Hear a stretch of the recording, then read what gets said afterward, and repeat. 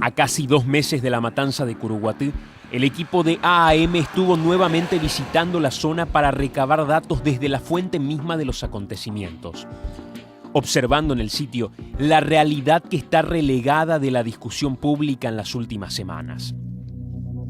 Una de las principales discusiones que originalmente surgen es acerca de la propiedad establecida en Morombí, ex Marinacue, sitio de los hechos. La misma había sido donada por la industrial paraguaya al Estado en el año 1967.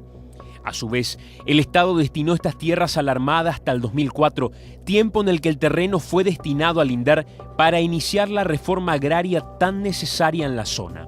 Sin embargo, la firma Campos Morombí, propiedad de la familia del ex senador y político colorado Blas N. Riquelme, inició un proceso de usucapión por lo que se quedó con la propiedad del inmueble. No obstante, tras discusiones y con el aval del representante del propio INDER, bajo la administración del gobierno de Fernando Lugo, un primer grupo de campesinos liderados por Leonor Rivas Torres y Marino Gavilán iniciaron un proceso de ocupación de las tierras como una medida de fuerza para obtener las mismas. El argumento que esgrimían estos grupos apuntaba a que la propiedad del inmueble era del Estado y que era necesario para una reforma agraria. Conversamos con Pablo Medina, corresponsal del diario ABC Color y profundo conocedor de la zona.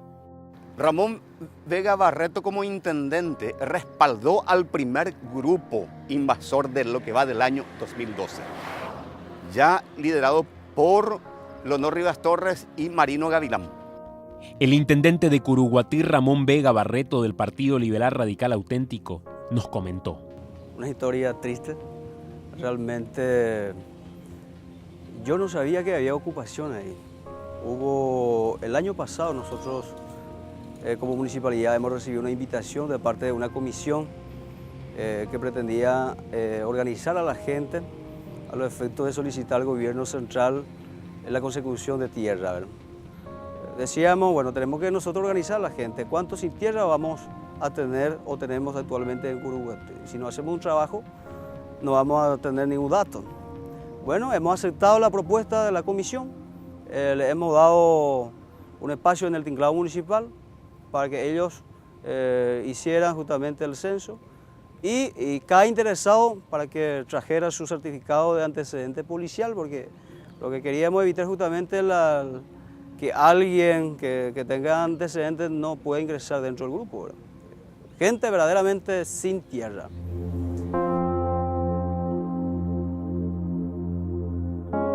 Con anuencia del INDER, ellos habían ingresado en el predio, ¿verdad? Entonces, Campos Morombí accionó contra la invasión y había una orden de desalojo. Desde luego, los ocupantes en ese momento habían acatado la orden de desalojo. En ese mismo momento había una manifestación. Lo que pasa es que muchas veces la prensa tergiversa la información, ¿verdad? Entonces había una manifestación contra los fiscales y los que estaban ocupando ese predio salieron del predio y vinieron a instalarse frente a la fiscalía. Había 3 grupos, 600, 800 por ahí. Uno de los líderes campesinos de la zona, vinculado además en las luchas sociales al PLRA, es Leonor Rivas Torres. Primero ya por ascenso. Los luchas a la allá. A lo conseguir pedir documentos justamente de propiedad, ya de 2000 hectáreas de fuerza armada ya. Lo ya para el ascenso de candidatos lo llamaba a la asamblea a la municipalidad de Curuguatí, allá ya por mes de enero la que allá. A lo que primero lo que 600. Ahora lo que lo presionas a veces jamás la documentos ya se lea jamás. Pero a la objetivo, no a la violencia. Solamente lo intentamos maricar ni jamás ya de la web con la arma de escopeta, no estamos en Uruguay ya, o sea. Me sabe de manera que tu país no me está aquí nada la escopeta mía ya la. Amigo, yo vi su cago, ya me baby allá, ve hoy en Hayagua ya ni mal baila cago, 2000 hectáreas la según la fuerza más allá. Entonces, tenemos la orden de desalojo. Este proceso de indefinición constante fue aprovechado por otros sectores y referentes carperos que intentaron instalar otro tipo de metodología para acelerar los trámites de apropiación de estas tierras. Es allí donde incursiona la figura de Rubén Villalba, un dirigente de lucha en otras zonas del país, quien es indicado como el principal responsable de la matanza en Morombi y que también es señalado como un actor central en el vínculo de lo que pasó el 15 de junio en Marinascue con el temido ejército del pueblo paraguayo. La reunión o manejaba, o sea que o desarrollaba la de Rubén Villalba. Toda organización allá, ni organizar, seguridad, la ya resistía, porque ya resistía, mandé a pegar conquistar también la allá.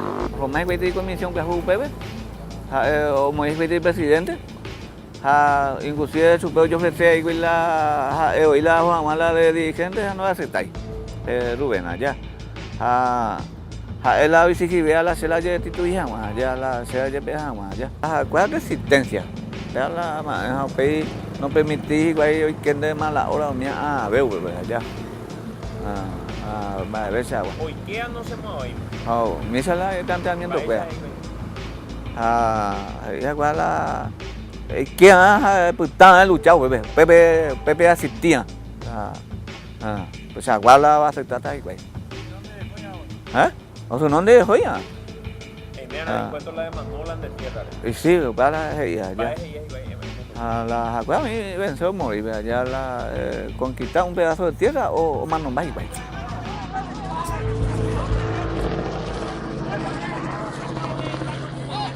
El fiscal encargado de la causa actualmente es Jalil Rachid. En un principio, Campo Morombi fue invadido en reiteradas ocasiones. Se consiguió la salida pacífica, volvieron a invadir, se consiguió hasta que ingresa este grupo más radicalizado, más belicoso, y mucha gente se dio cuenta que no era lo suyo y fue saliendo poco a poco. Hasta un momento dado, llega un momento dado en que se queda este grupo de 200 personas acá en el lugar, 150 o 200 personas, que ya quedaron a sabiendas de lo que podía ocurrir.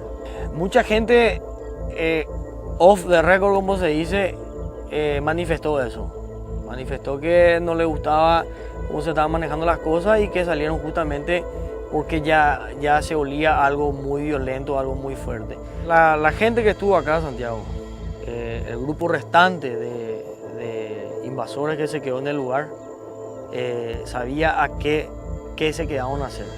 Sabían cuál era la consigna. La consigna era la siguiente: tierra o muerte, Santiago. Una falsa promesa, una manipulación por parte de una persona a un grupo de personas necesitadas. ¿Y cuál era el principio básico? ¿Cuál era la idea? ¿En qué consistía? Era tierra o muerte. Hasta las últimas consecuencias aguantamos. Esta gente estaba dispuesta a morir. Totalmente. De hecho, murieron.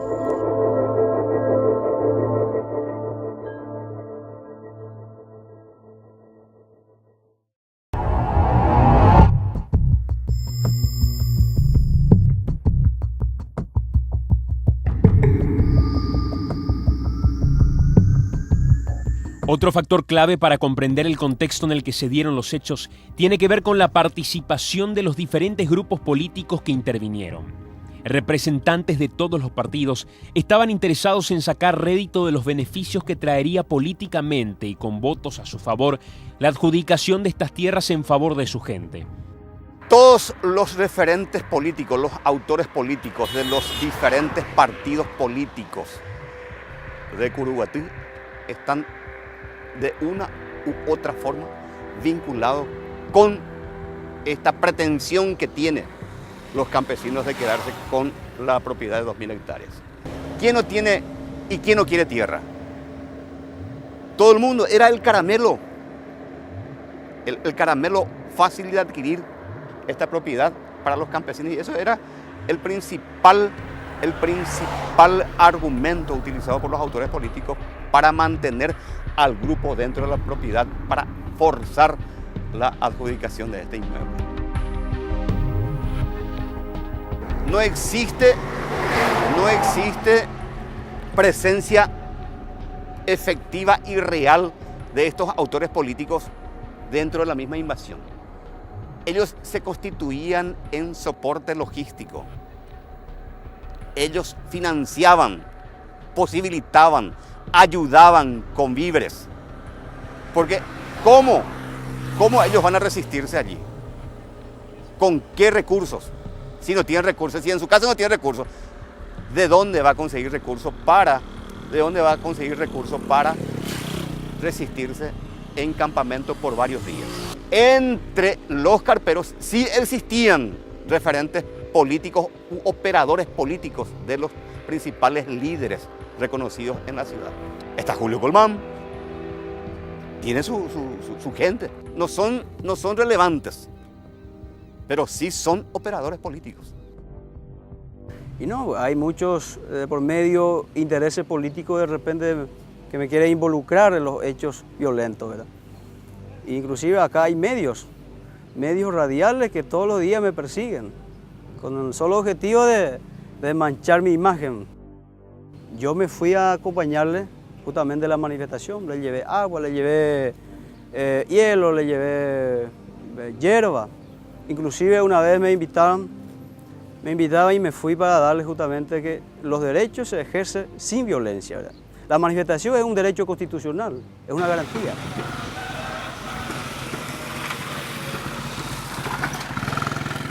Teniendo en cuenta que Marino Gavilán es afiliado al Partido Liberal Radical Auténtico, Miguel Leonor Rivas Torres es un dirigente que responde al Partido Liberal. Entonces, en ese sentido, porque ellos salieron, pues, cuando salió la orden de desalojo, ellos abandonaron el predio, ¿verdad?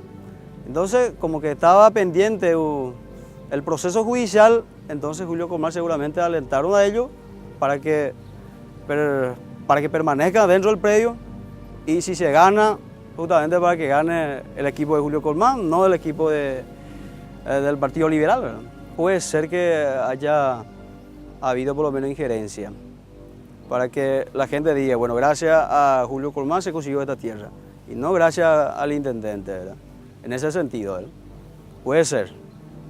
Ahora sí, pero el grado de la veracidad yo no puedo manifestar, porque lo que estoy manifestando ahora, justamente porque yo escuché, es un rumor de la calle, ¿verdad? No puedo probar esto. Julio Colmán, exdiputado colorado, dueño de FM Curuguatí. El problema social e injerencia política. Nosotros arrastramos desde la ida de Stroessner la falta de tierras.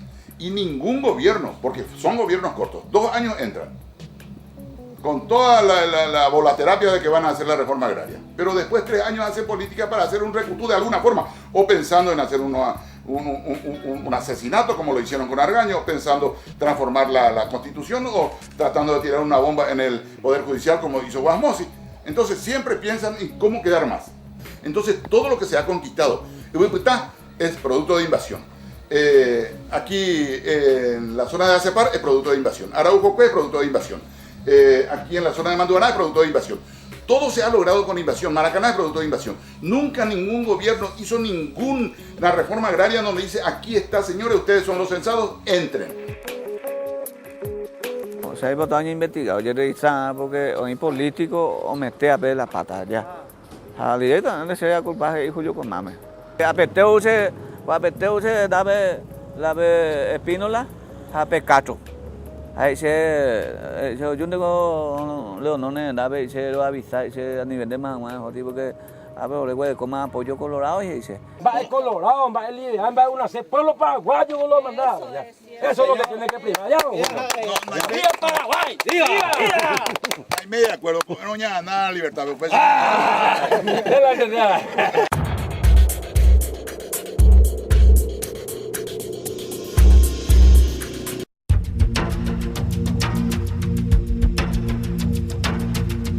Es indiscutible la importancia que tiene la investigación judicial en los sucesos de Curuguatí. Inicialmente, fue asignada la causa a la fiscal Ninfa Aguilar quien luego fue apartada del caso. Tomó la posta el agente Jalil Rachid, un funcionario que hace solamente 3 meses asumió el puesto en la función pública y que es originario de Ciudad del Este. Con tan poco tiempo en el cargo, está llevando las pericias para intentar esclarecer las responsabilidades que desembocaron en la matanza de 17 compatriotas en Morombi, que desembocó en la destitución de un gobierno. En este lugar es donde ocurre la balacera. ¿Cómo se da esa situación? Están en una formación de media luna, una semi-U. Y en esta formación, alrededor de los policías, totalmente posicionados y en punto de tiro, como se dice, con respecto a los policías. Sabían dónde disparar, porque los disparos que impactaron en los policías que cayeron fueron en la zona que los chalecos antibalas no les protegían. El rostro, el cuello, el brazo y las piernas. No es muy difícil saber a dónde dispararle, a dónde apuntarle a un policía que se encuentra con chalecos antibalas. Es obvio que los impactos debían dar en las zonas desprotegidas. Los campesinos estaban en esta posición, tenían armas de caza, ¿verdad? Todos estaban armados, todos los cuerpos que se encontraron en este lugar tenían armas, ya sea escopeta, revólver, foiza, hasta ondita tenían. Ondita no solamente que tiraban bodoque o algo así, tiraban perdigones de plomo o algo más impactante, vamos a decir. El grupo era aproximadamente 150 personas acá en este lugar. Casi todos armados, no todos estaban armados. La primera agresión se da por parte de los invasores. Viene, vamos a decir, a paso rápido hacia Lovera, hacia Erwin Lovera, un invasor con una foiza en mano. Estamos investigando esa parte porque tenían tapabocas y estaban pintados. Para evitar el conflicto ya, ¿verdad?, armado, siempre hubo presencia de mujeres en el lugar. Las declaraciones testimoniales a nosotros nos indican eso. Y llegamos a una conclusión de que todos los que estaban acá, todas las personas que estaban acá, sabían qué iba a ocurrir y cómo iba a terminar esto. Geográficamente, el lugar es, como vos decís, es una trinchera natural, es muy irregular el terreno. Y se van a dar cuenta, yo estoy en una elevación, a una pequeña altura, y la formación de los tiradores era alrededor de este lugar. Era muy difícilmente se lo podía ver. Esto estaba mucho más elevado, ese día del hecho el pastizal era mucho más alto. Varió un poco el terreno, el puente se derrumbó, el pastizal era más elevado, el motivo por el cual también se tardó mucho en encontrar esos 2 últimos cuerpos que a través de la prensa también se llegaron, ¿verdad? Porque esos cuerpos estaban en aquella zona. En un momento dado, no se olviden que cayó una lluvia muy fuerte, muy grande esa noche anterior. Esto formó vamos a decir, una especie de pequeña laguna y el pastizal superaba la elevación hasta inclusive del lindero, ¿verdad?, del alambrado. Posteriormente a lo que la gente llama el rastrillaje, recién se va aplanando el terreno y se encuentran esos 2 cuerpos. De acuerdo a todas las testimoniales que nosotros fuimos recabando durante la investigación, el enfrentamiento duró aproximadamente entre 20 y 40 minutos.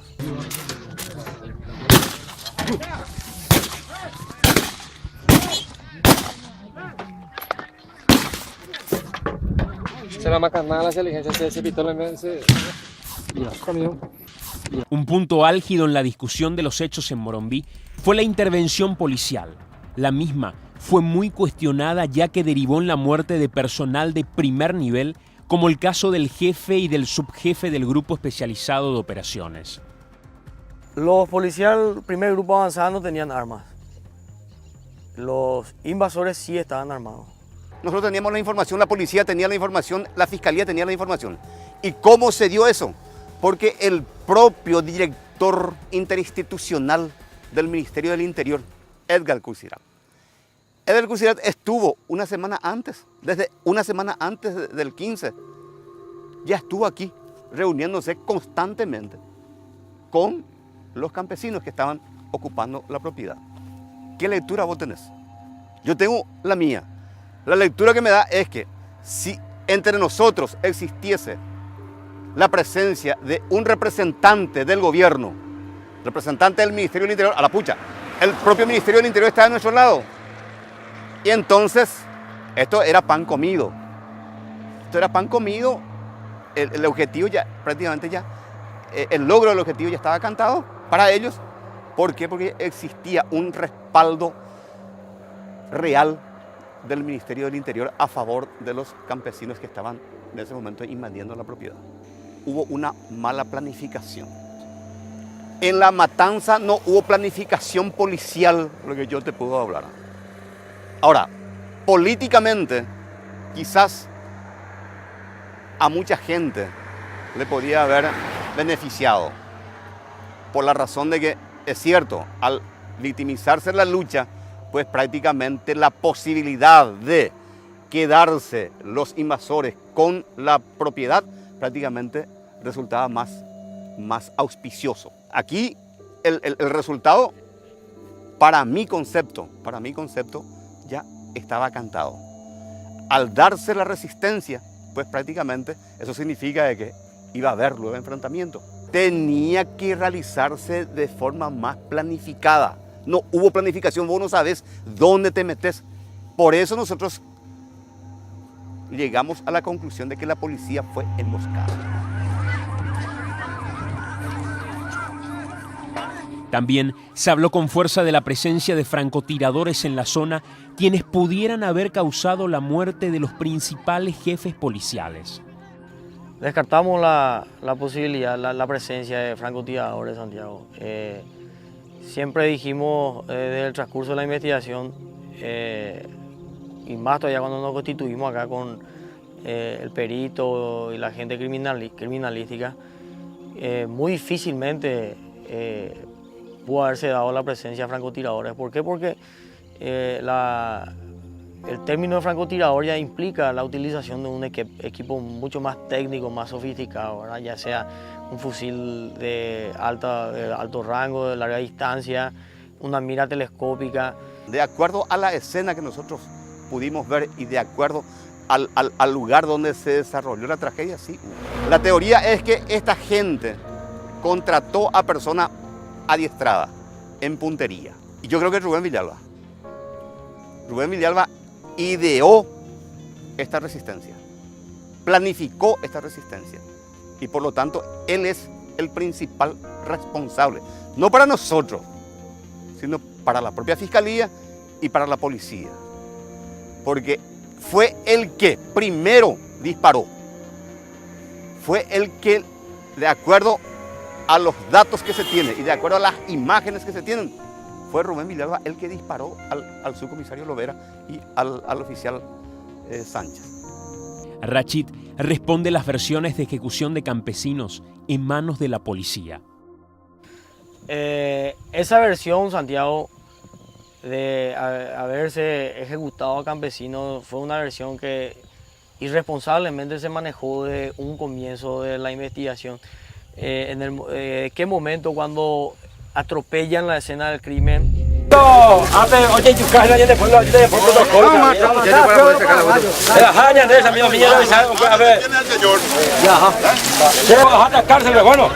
Si bien el caso Curuguatí tuvo consecuencias políticas como la destitución del presidente Fernando Lugo, y a pesar de que se intentó de todos los sectores manipular la información para beneficio de sus grupos partidarios, el fiscal Khalid Rachid asegura que no existe ni existirá injerencia política en su gestión.